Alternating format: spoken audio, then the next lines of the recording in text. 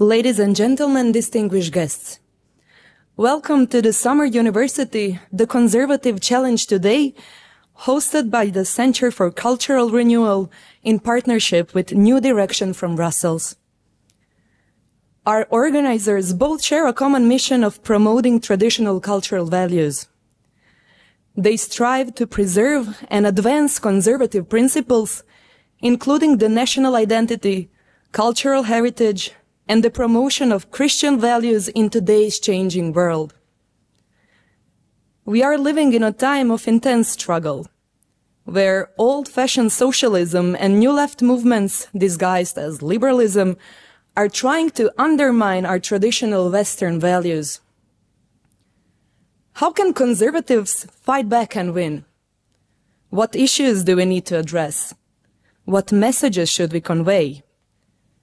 Through a series of lectures and panel discussions, we will examine the moral and philosophical foundations of liberty, the inseparable link between a free market economy and conservatism, the crimes and lasting impact of communism, and the vital importance of national identity in the face of globalism.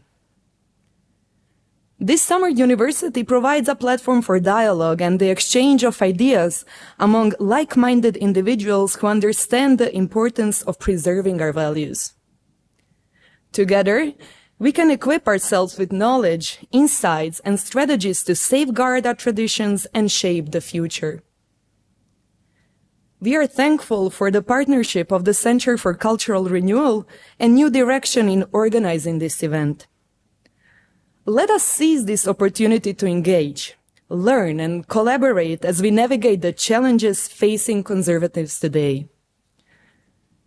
I am honored to invite Mr. Steven Bartulica, founder and president of the Centar for Cultural Renewal, to deliver his opening remarks and officially open the conference.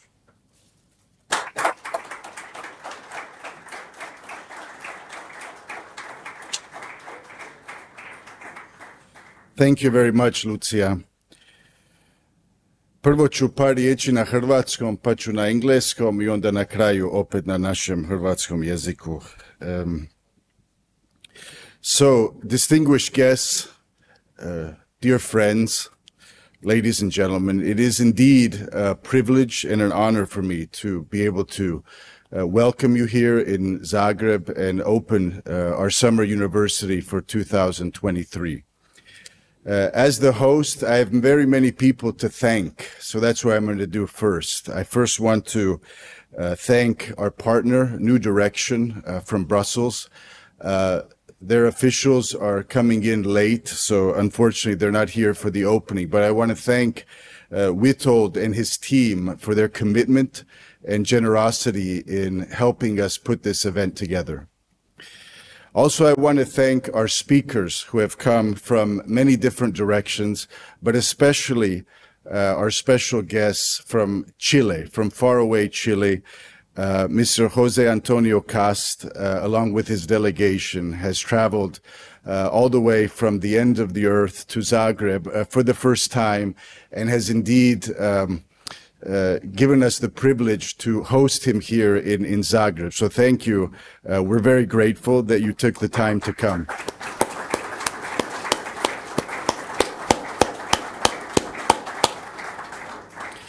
I also want to mention some of our speakers who are here from the United States.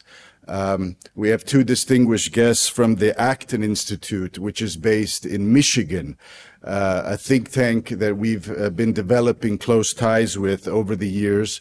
And Mr. Alex Chaffoo and Michael Miller are here, and they'll be joining me on the first panel. So please welcome them as well.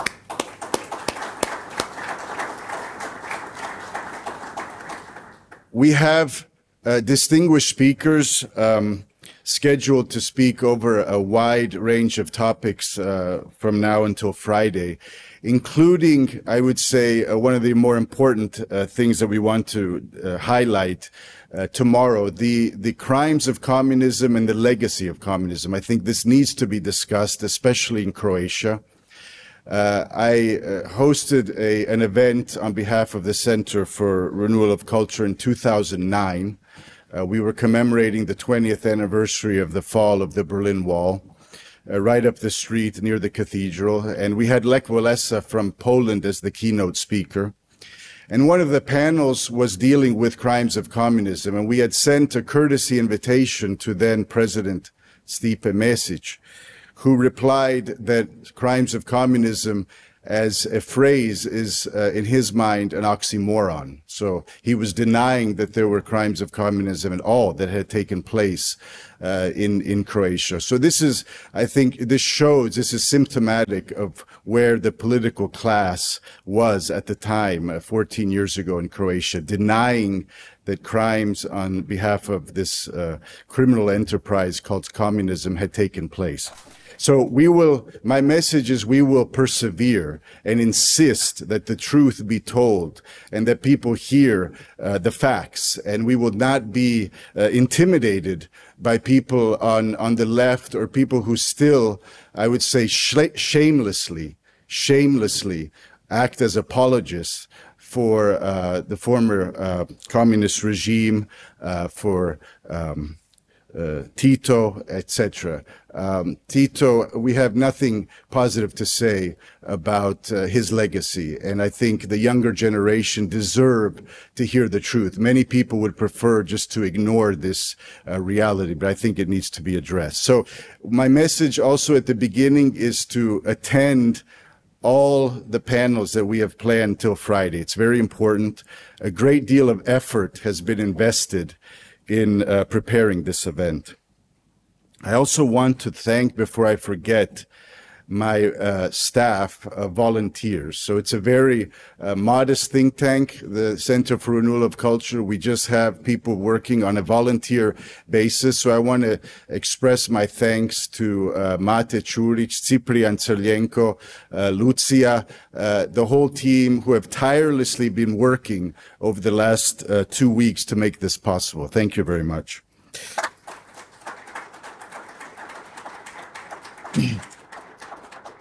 So finally, I want to just emphasize what we as conservatives believe, some basic things. I would say first, there's certain truths, eternal truths, that we recognize and believe are worth defending.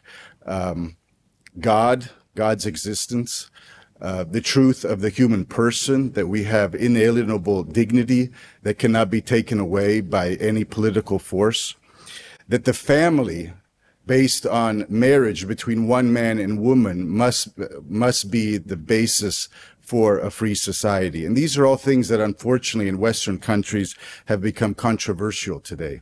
We also believe in limited government.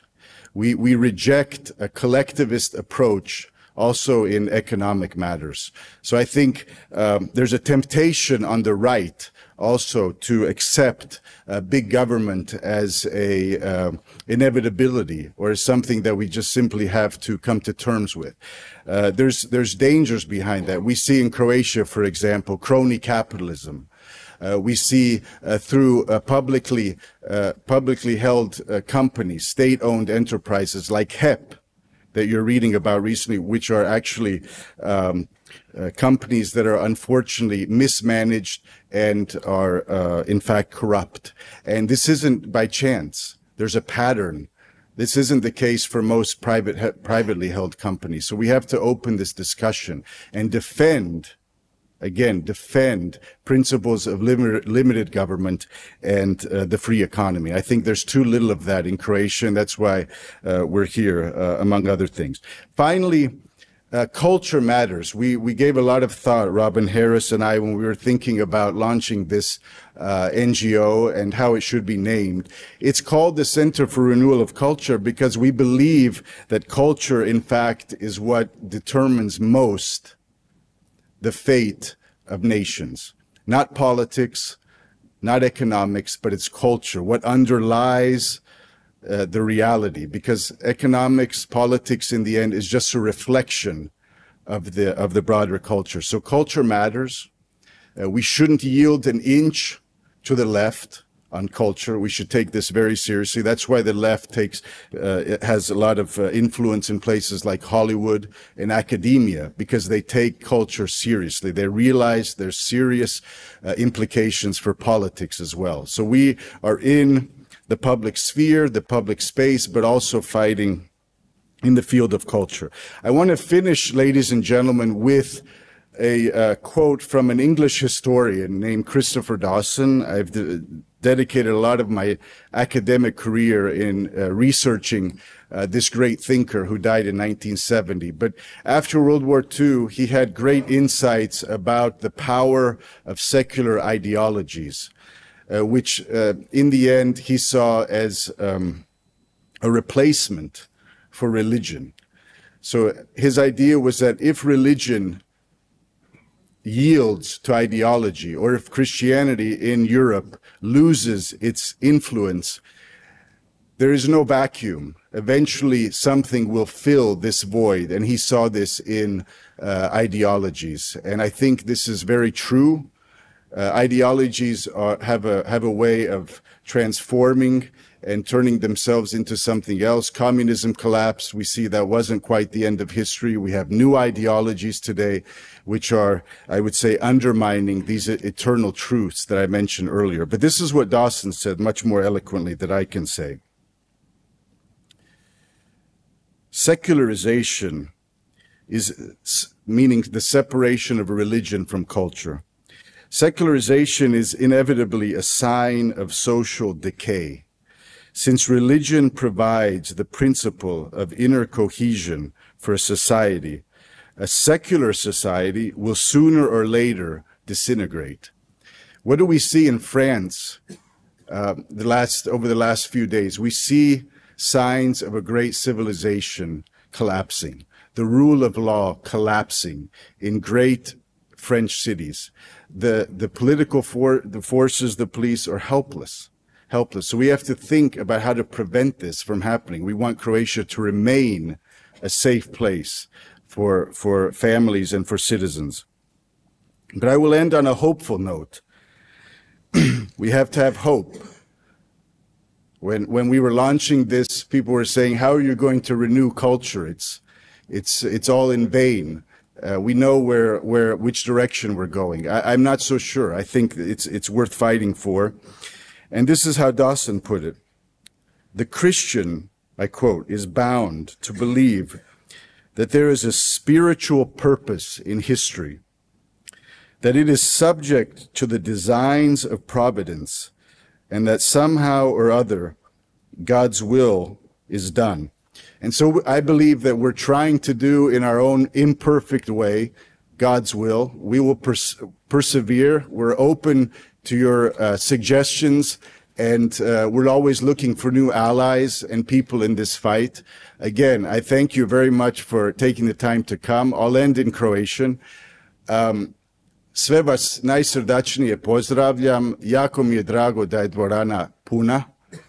Veliki napor je uložen da se ovaj događaj ostvari sad u 7. mjesecu. Vani je 35 stupnjeva, sigurno ste mogli naći druge stvari da radite danas popodne. Ovo je znak, poticajni znak za nas da nastavimo s ovim radom, pogotovo kad vidim mlada lica, ljudi koji su ovdje i očito ih vas zanima o čemu ćemo govoriti sve do petka. Još jednom hvala i potičem vas da ostanete do kraja, dođite i sutra kroz jutro i u četvrtak, neće vam biti žao. Hvala.